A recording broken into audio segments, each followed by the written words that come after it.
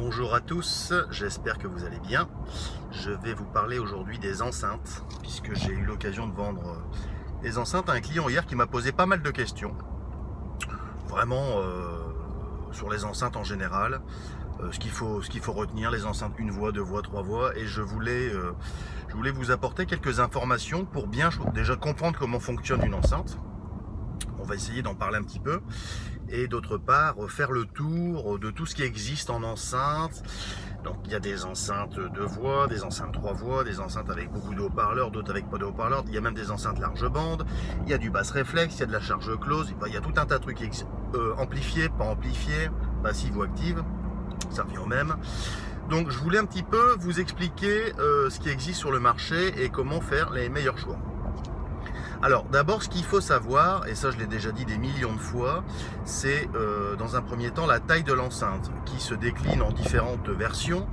Vous avez tout d'abord les petites enceintes compactes, dites enceintes bibliothèques, qui sont tout à fait utilisées dans des volumes de pièces d'écoute plutôt petits. Moi à la maison j'ai des enceintes bibliothèques dans mon bureau qui doit faire, je sais pas moi, une bonne dizaine de mètres carrés. C'est très bien. Par contre, je ne peux pas mettre ça dans mon salon parce que ça va manquer de basse. Il n'y aura pas d'assise dans l'écoute, ça va être quelque chose de tout à fait inadapté. Donc ça, c'est la première catégorie, c'est les petites enceintes dites bibliothèques, à réserver dans des petits espaces. Ensuite, vous avez les enceintes colonnes. Les enceintes colonnes, c'est les enceintes qu'on vend le plus au magasin, puisque de toute façon, si vous mettez des enceintes bibliothèques dans votre salon avec un pied, on se rend compte que globalement, ça prend la même place qu'une enceinte colonne. Donc ça n'a pas tellement d'intérêt. Ensuite, vous avez les enceintes dites monitor, un peu à l'ancienne vintage, vous savez, des grosses caisses avec des gros boomers. C'était très à la mode dans les années 60-70, style Arbet, Graham Audio, etc. Donc voilà les différentes tailles qui existent. Donc respectez toujours bien la taille de l'enceinte par rapport à la taille de la pièce, mais ça vous le savez, donc je ne développe pas davantage. Concernant le nombre de voix, vous avez des enceintes, sur une enceinte vous avez globalement trois types de haut-parleurs. Vous avez dans un premier temps le tweeter qui est chargé de retransmettre les fréquences les plus aiguës. Vous avez le haut-parleur de grave médium qui est chargé de reproduire les fréquences, comme son nom l'indique, de grave médium, mais ça descend pas tellement dans le grave. C'est pour ça que vous avez sur une enceinte 3 voix en général un boomer un petit peu plus important. Ça peut être du 21, ça peut être du 25, ça peut être du 30, voire du 38 pour les grosses enceintes, qui lui va vraiment être chargé de reproduire le bas du spectre pour donner une assise à l'écoute. Tout ça pour vous dire qu'il existe des enceintes par exemple de 2 voix. Donc une enceinte 2 voix, vous avez une enceinte 2 voix de haut-parleur. Vous avez par exemple un tweeter et un grave médium. Ça peut fonctionner comme ça. Dans une enceinte 2 voix, vous pouvez également avoir 3 haut-parleurs. C'est une enceinte 2 voix, 3 haut-parleurs. Vous prenez par exemple une enceinte Pylon Pearl 25.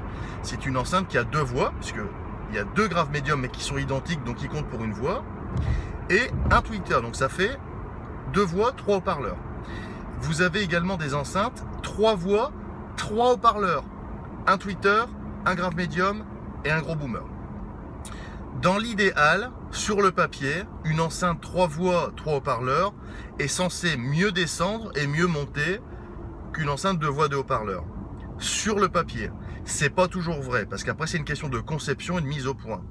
Il y a des 2 voix, 2 haut-parleurs qui fonctionnent beaucoup mieux que des 3 voix, 3 haut-parleurs. Donc c'est du cas par cas, encore une fois, je peux malheureusement pas vous en dire davantage comme ça de manière extrêmement précise, puisque ça dépend des marques, ça dépend des configurations. Il y a des enceintes 3 voix qui sont ratées, il y a des enceintes 2 voix qui marchent exceptionnellement bien, il y a tout un tas de possibilités, mais globalement, une enceinte 3 voix, 3 haut-parleurs donne des résultats quand elle est bien mise au point sur le papier supérieur.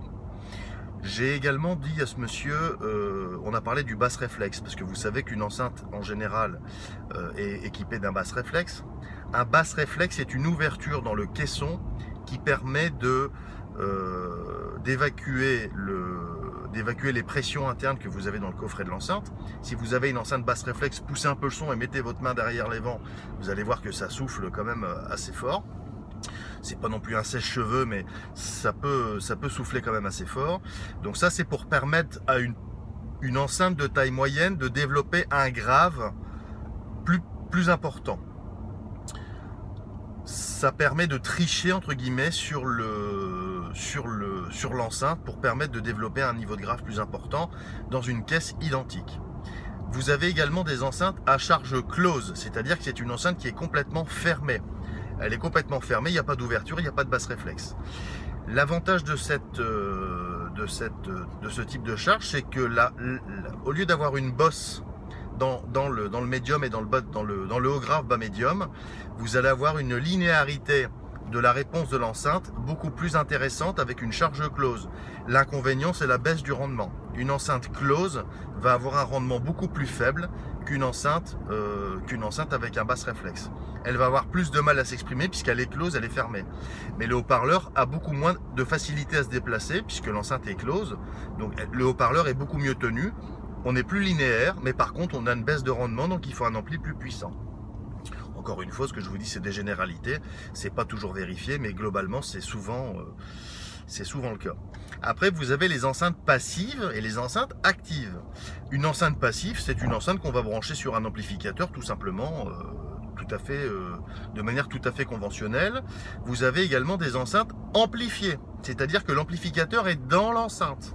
C'est ce qu'on appelle une enceinte active, où là il n'y a pas besoin d'ampli, il est déjà dedans. Donc on a deux enceintes amplifiées, on les raccorde à une source, ça peut être un DAC, ça peut être une platine, ça peut être un CD, tout ce que vous voulez, et vous avez directement un système prêt à l'emploi.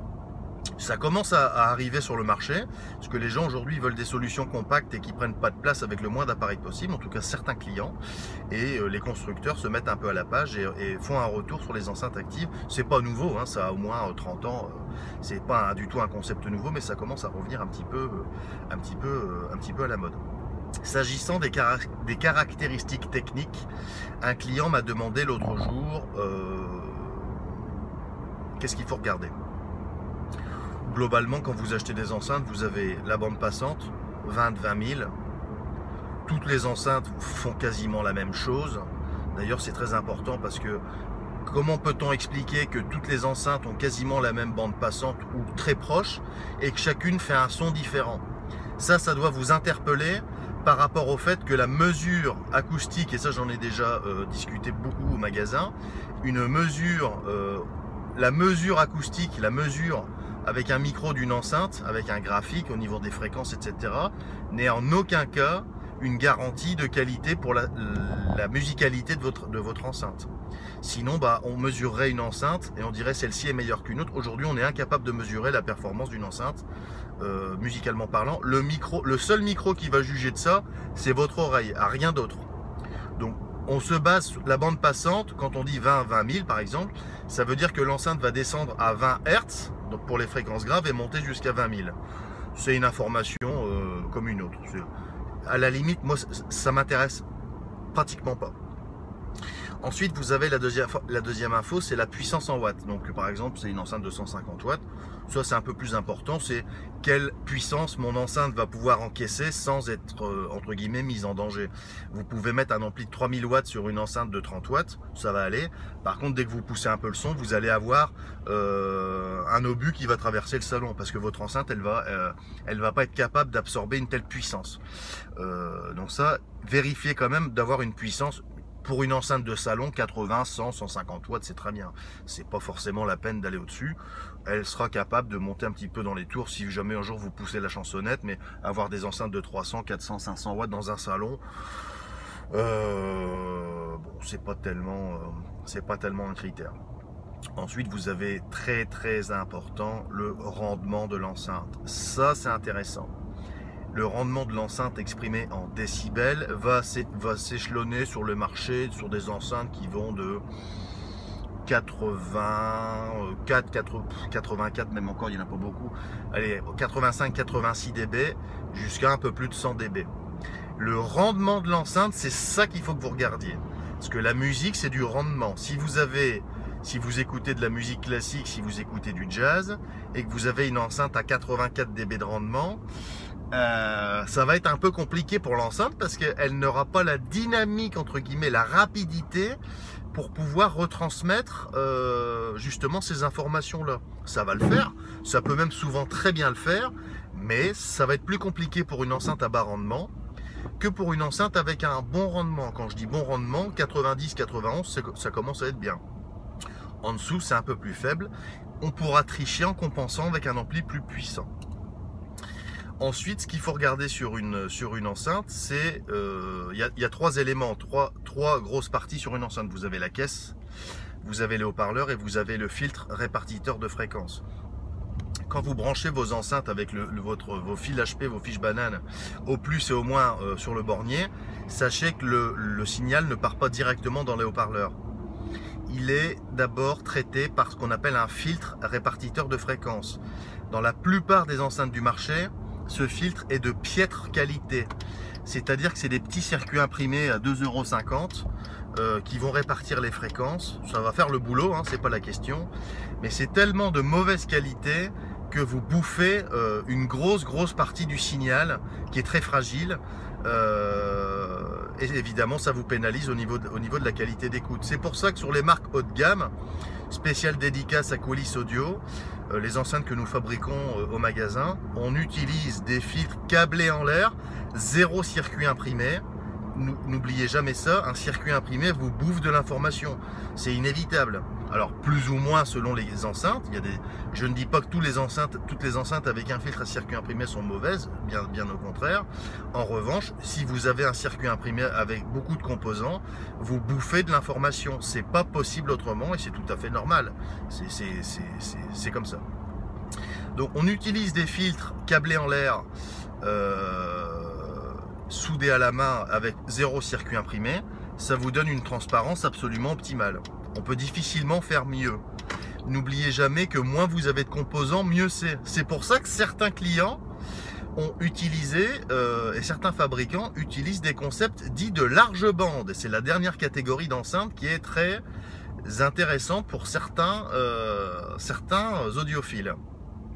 Je me suis pris quelques claques en hi-fi depuis que j'ai démarré ce métier et le large bande fait partie des plus grosses claques que j'ai pu avoir parce que un haut-parleur large bande est un haut-parleur qui va être branché, qui est conçu pour être branché en direct sur un amplificateur sans aucun filtre.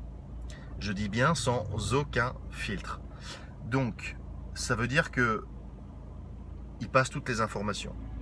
Vous avez une transparence. La première fois que vous écoutez la première fois que vous écouterez un large bande sur vos disques favoris, vous allez rester, comme moi ça m'est arrivé, assis dans votre fauteuil pendant 3-4 heures. Vous n'allez pas comprendre ce qui se passe parce que vous allez entendre des trucs que vous n'avez jamais entendu sur des enceintes traditionnelles. Tout simplement parce que l'amplificateur envoie la sauce au haut-parleur qui est unique. Donc c'est un haut-parleur qui reproduit toutes les fréquences. Ça descend pas très bas dans le grave et ça monte pas très haut dans l'aigu, puisque c'est un haut-parleur de compromis, mais qui n'est pas filtré. Et vous allez avoir des sensations, vous m'en direz des nouvelles. Et de ce concept-là est parti effectivement le concept un peu de la Lully Premium qu'on propose au magasin, qui est une enceinte qui est filtrée, mais extrêmement peu filtrée. C'est pour ça que ceux qui ont la chance, et je demande à ceux qui ont des Lully Premium ici au magasin, qui est une enceinte qu'on propose, qu'on a vendu énormément, de confirmer ce que je suis en train de dire. C'est une enceinte qui a la transparence d'un large bande avec la descente dans le grave d'une enceinte traditionnelle. Donc vous avez la quadrature du cercle, vous êtes dans le meilleur des mondes, transparence, matière, enfin on a quasiment tout sur cette enceinte. C'est pour ça que j'en possède à la maison et que je suis un fervent défenseur de ce produit qui est assez hallucinant. Pour le prix, c'est assez exceptionnel. Donc je me suis un petit peu égaré, mais je pense que je vous ai donné pas mal d'informations. Donc sur les enceintes actives, passives, une voix, 2 voix, 3 voix, les enceintes large bande, ça j'en ai parlé également, la filtration, les haut-parleurs, etc., etc. Si vous avez besoin d'informations, oui j'oubliais, vous pouvez tout à fait également voir un petit peu comment est conçu l'ébénisterie, le coffrage d'une enceinte. Quand vous démontez une petite enceinte pas chère, vous vous apercevez qu'il y a quasiment rien dedans. Il y a de la ouatine. Je ne sais pas si vous voyez ce que c'est. La ouatine, c'est ce qu'on met dans les filtres à friteuse, à haute aspirante. Donc il y a un caisson, on met un petit peu de ouatine, etc. Ça, pour le haut de gamme, c'est pas suffisant. C'est pas suffisant parce qu'on va entendre ce qu'on appelle des bruits de caisse. On entend la caisse qui résonne, on l'entend carrément. Pour les gens qui ont l'habitude, on entend la caisse qui résonne. C'est pour ça que sur les produits haut de gamme, vous avez une caisse avec du médium. En général, c'est du MDF de forte densité, 19 voire 22 mm d'épaisseur. Une couche de bitume plus une couche de laine de roche. Ça, c'est le top en termes d'isolation. On peut pas faire mieux que ça. Et là, on n'entend plus la caisse. On ne doit pas entendre la caisse sur une enceinte, évidemment. L'enceinte doit s'effacer complètement. Je vous ai parlé des caractéristiques techniques de la bande passante, ça c'est ok. Bon, je pense que j'ai à peu près fait le tour. Si vous avez d'autres questions, n'hésitez pas à revenir vers moi. J'espère que cette petite vidéo vous aura donné des informations intéressantes. Et si vous voulez que j'ajoute des choses, n'hésitez pas. Je suis à votre disposition. Je vous souhaite une excellente journée. Pour ma part, je me dirige vers le magasin. On va aujourd'hui faire une très grosse installation chez un de nos plus gros clients de la région avec des blocs mono 211. Je vais mettre les photos tout à l'heure sur le site. Une installation à pratiquement 100 000 €. Une installation pratiquement à 100 000 € qui s'est pas faite du jour au lendemain, mais sur 12 ans, un très bon client du magasin qui nous fait confiance, qui écoute de la musique tout le temps, et qui au fil des années s'est fait une installation de rêve. Je pense que, à ma connaissance, j'ai jamais entendu un truc pareil. Je suis jaloux. De toute façon, quand je vais chez lui, je suis jaloux. Avec mes petites enceintes, quand je rentre à la maison, je suis dégoûté, je suis dépressif. Non, je plaisante. Allez, je vous souhaite une très bonne journée, puis je vous dis à très bientôt pour une nouvelle vidéo. N'oubliez pas de me mettre en des commentaires ce que vous voulez, des sujets que vous voulez que j'aborde, parce que moi je commence à être à court d'idées, je ne sais plus quoi vous dire. Donc il faut aussi m'alimenter un petit peu en termes d'idées, parce que là je commence à être à sec. J'ai encore 5-6 sujets en tête, mais je vais bientôt arriver en panne d'idées. Donc je vous souhaite une très bonne journée, puis je vous dis à très bientôt.